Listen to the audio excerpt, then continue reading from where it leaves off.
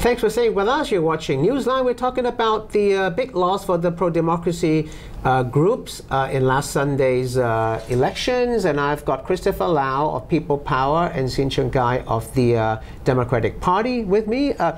Now, Sin Chung Gai, just before the break, and you're the Vice Chairman of the Democratic Party, just before the break, Christopher Lau Gao Hong here from the People's Power was saying that you are arguing about parliamentary procedures rather than real democracy. When you say you disagree with the People Power or the LSD members in LegCo throwing things at the chief executive or trying to disrupt meetings, are you doing it just for parliamentary procedure or? No. Basically, you know, in the very beginning of this program, I said we disagree that you know, People's Power should actually, you know, attacking Democratic Party and the People's Livelihood Party in the district council elections. Since they have done so, we have to defend ourselves, and we definitely from what they have done to us or on us. We are different groups. We would like to make it clear to the general public that we are not on the same road. You're not associated in any way in your ideology with People Power. We still have some. You are linked to each other. We still have some. I believe for democracy. Yeah, we right? do have some similarities, but we are using different tactics and different strategies, and so we are different. Okay, he's different. Now, Lau Gao Hong, I want to ask you this. I've covered Parliament in UK. I've covered the Congress in the US. They do not throw things. They are full democracy. Yeah, that doesn't matter. They don't. When you go into the Legislative Council, if you go in, you respect the rules. Otherwise, you don't go in, right? Well, it depends. The East Asian experience is totally different. But why are you comparing yourself to the East Asian experience because when you're fighting for democracy, which is a Western concept? No, but the East Asian experience in Japan, in South Korea, in Taiwan, when they're fighting for democracy, when they didn't have full democracy, that's what they did. Well, is it the right route? We don't know. We don't know. We're testing it. Well, surely you know, because let me put some figures to you, Christopher Lau. You ran 62 candidates in last Sunday's election. One person won out of 61 of them. Okay. You ran yourself against Sin Chung Gai. You got a few hundred. Oh, sure. We made it. No, not a few. No, only 141. We made it. You only got 141 votes. Okay, we made it very clear. Nearly 900. Yeah, of course. More than 900. Yeah, more than 900. Yeah, we made it very clear in the beginning. This election is not about winning seats for People Power. Okay, most of them are actually putting forward a political movement. We admit that actually the voters didn't buy. They didn't buy our political movement to be put into a local election, whether they would buy it or not in a general election. We will see next year. We'll see next year. But for the only one who's running for re-election, district councillor, we won that seat with an increased share of votes. So in terms of election results, I don't see that as a bad one. But overall, you cannot say it's a good one when out of 62 candidates, one won. Well, it depends on how. By any measure, no, I'm not saying that is not a good outcome. Well, we can put forward only one district councillor for this election and with a 100% winning record. But that's not what we wanted at the very beginning. You can't say if you go into battle, 99 of your soldiers survive, die, and one win. Michael. You know, Albert Ho, who was the district councillor, who gave up his own seats and chased after our chairman Albert Ho.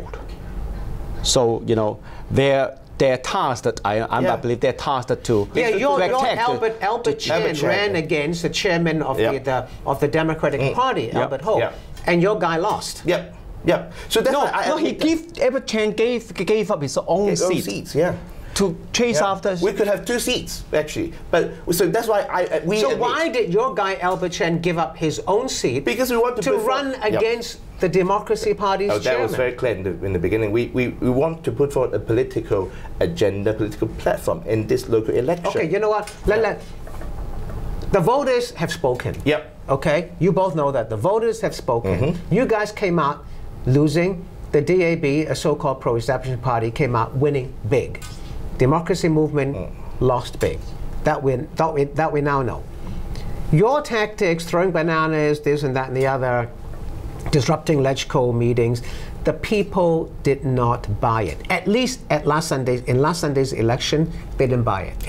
In local elections. I have to disagree with this interpretation. Because if this is the image of people power, why would our only re-electing district councillor get an increased number of votes? Yeah, but you can't. Well, no. I'm saying that I admit a failure, if I want to use that word, in that our political platform. Why don't you admit you failed? Your tactics backfired. No, our tactics in terms of running against Democratic Party or ADPL in a district council election failed. You cannot rest your entire case on the victory of one person from the party who won out of 62. Okay. So I'm talking about whether the failure about the tactics in Parliament or our tactics about putting forward a political platform in a local election. Are you going to I admit failure that the putting a political platform in a local election is failed. Actually, most of the so-called pan-democratic voters still voted for Democratic Party or ADPL in most of the Are you going to change your tactics? That's what I want to ask. Are you going to stop? Can we see a LegCo meeting where the chief executive or senior official turns up and he can talk without you guys disrupting? Is that going to happen? We will sort of evaluate, but the thing that Are you going to stop the but the thing is actually the interpretation. I disagree with the interpretation in that I don't see the image really affecting the only district councillor running for re-election. If that is the case, that actually the only district councillor running for re-election, they would have lost, like League of Social Democrats, like the Civic Party. The League of Social Democrats long hair did not win a single seat. Yes, that's why, and they lose share of votes. Exactly. So, yeah, and that's why we are saying that if that was the case for us, then we would review our tactics in the Parliament, because as an image of people power, that affect our. So you're not going to review those tactics as of now. It depends. We always review our tactics. But Michael, it's not only tactics. Okay, tell us. It is their ultra motive. I think What is the ultimate motive? How do you see it? I think the result of what they have done is very detrimental to the democratic movement in Hong Kong, and actually they push the people, to hate the pandemic. Party. Yeah. Okay, they push people to hate your party. Tell me this, Hin Chun Gai.